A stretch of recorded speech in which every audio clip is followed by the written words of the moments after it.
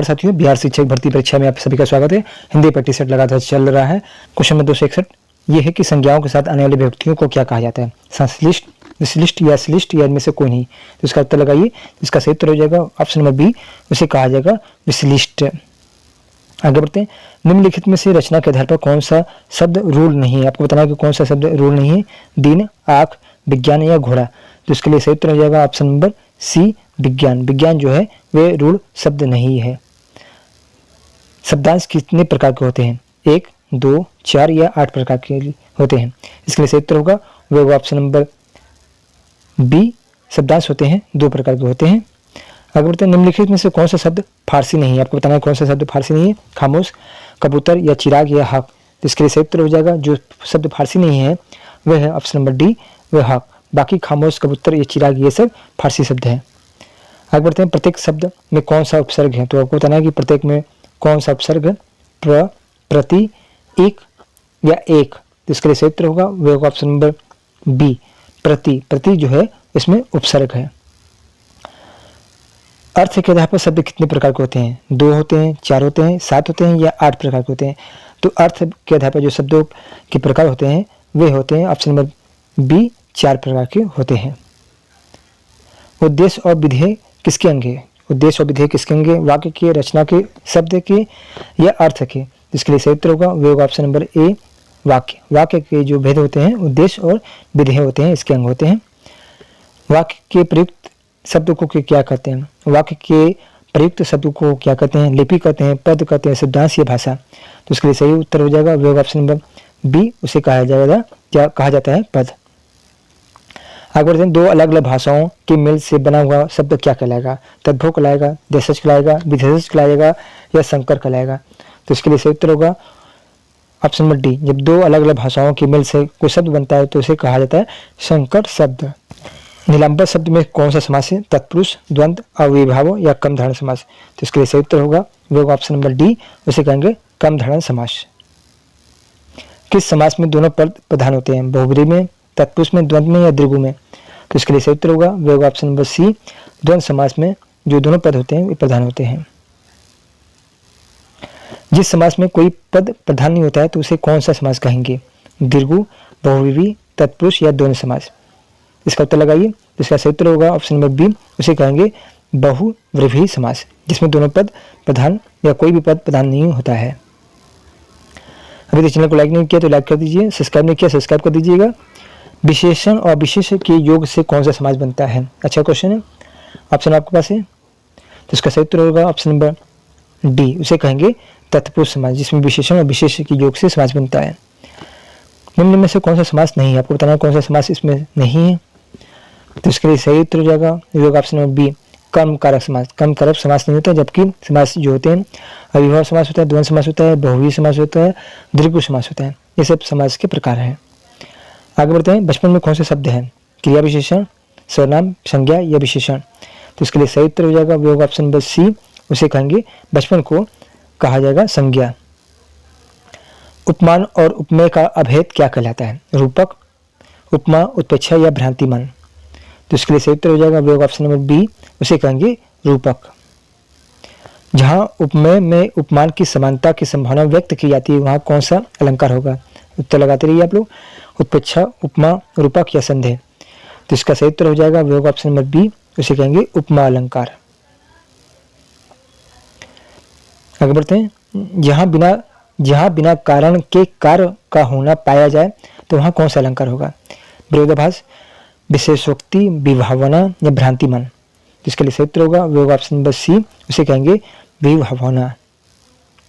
आगे बढ़ते हैं। भारत के समभारत है, इनमें से कौन सा अलंकार है? भारत के समभारत है, इसमें कौन सा अलंकार है? ऑप्शन आपको सभी के पास है। तो इसका सही उत्तर हो जाएगा वो ऑप्शन नंबर बी, उसे कहेंगे अन्वय अलंकार। वीर या अल्लाह किस जाति का छंद है? वणिक, मात्रिक या मुक्त या इनमें से कोई नहीं। तो इसका सही उत्तर होगा वो ऑप्शन नंबर बी, उसे कहेंगे मात्रिक छंद।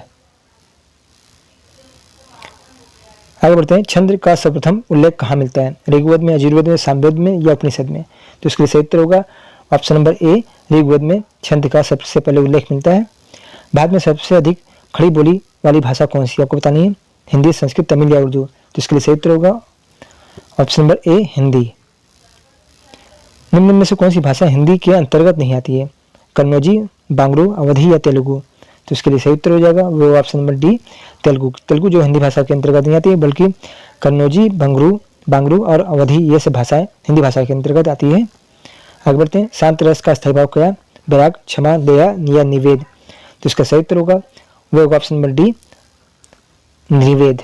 ये शांत रस का स्थायी भाव है। शोक किस रस का स्थायी भाव है आपको बताना है? शांत का, रस का, करुण रस का, हास्य रस का या विरस का? इसका सही उत्तर होगा ऑप्शन नंबर बी, करुण रस का। और हास्य रस जो होता है वे हास्य का स्थायी भाव है। अब बढ़ते हैं। किस रस को रसराज कहा जाता है? श्रृंगार रस, विरस, हास्य रस या इनमें से सभी? इसका सही उत्तर होगा वो option number C, option number A, श्रृंगार रस को रसराज कहा जाता है। श्रृंगार रस का स्थायी भाव बताना है। उत्साह रस, शोक रस, हास्य रस या रति रस? इसका श्रृंगार रस का स्थायी भाव जो है ऑप्शन नंबर डी, रति रस होगा। आगे बढ़ते हैं। इसमें स्थायी भाव किस रस में होता है? हास्य रस में, शांत रस में, अद्भुत रस में या विभत्स रस में? तो इसका सही उत्तर होगा ऑप्शन नंबर सी, अद्भुत रस में। रोध रस का स्थायी भाव क्या है? क्रोध रस, विस्मय रस, शोक रस या भय रस? तो इसका सही उत्तर होगा वो ऑप्शन नंबर ए, क्रोध रस का स्थायी भाव जो है वो रोध रस है। वीर रस का स्थायी भाव बताना है आपको। रति, उत्साह, हास्य या क्रोध? तो इसका सही उत्तर होगा वो होगा ऑप्शन नंबर बी, उत्साह। आगे बढ़ते हैं। अनुभव में कितने भेद होते हैं? अनुभाव में कितने भेद होते हैं? 2, 3, 4 या 6? तो इसका सही उत्तर होगा ऑप्शन नंबर सी, 4 भेद होते हैं अनुभव में। हिंदी में कुल कितने सर्वनाम होते हैं? 5 होते हैं, 7 होते हैं, 11 या 12? इसका सही उत्तर होगा ऑप्शन नंबर सी, 11 सर्वनाम होते हैं हिंदी में मौजूद है। सर्वनाम में कुल कितने भेद होते हैं आपको बताना है? 4, 6, 8 या 10? तो इसका सही उत्तर होगा ऑप्शन नंबर बी, 6 होते हैं। अब बढ़ते हैं। निम्न में से कौन सा विशेषण शब्द नहीं है आपको बताना है? ऑप्शन आपके पास है, तो इसका सही उत्तर होगा ऑप्शन नंबर सी, लांछना जो है विशेषण शब्द नहीं है। विशेषण जिस शब्द की संज्ञा बताता है उसे क्या कहते हैं? ऑप्शन आपके पास है, इसका सही उत्तर होगा ऑप्शन नंबर डी, उसे कहेंगे विशेष्य। इसका सही उत्तर हो जाएगा option number B, option number D, उसे कहेंगे विशेष्य।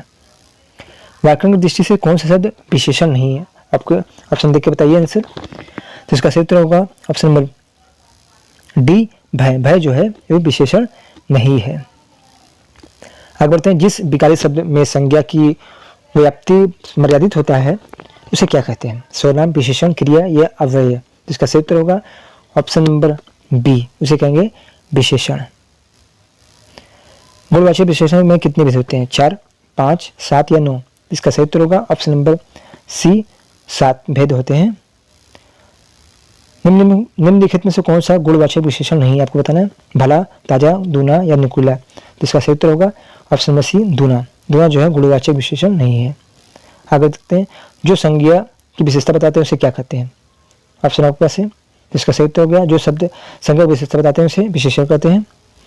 और लास्ट क्वेश्चन आपके लिए ये है कि किस समास में दोनों पद मिलाकर एक नया अर्थ प्रकट करते हैं? बहुव्रीहि समास, द्वंद्व समास, कर्मधारय समास या तत्पुरुष समास? तो इसका सही उत्तर होगा ऑप्शन नंबर ए, उसे कहेंगे तत्पुरुष, उसे कहेंगे बहुव्रीहि समास, जिसमें दोनों पद मिलाकर एक नया अर्थ प्रकट करते हैं।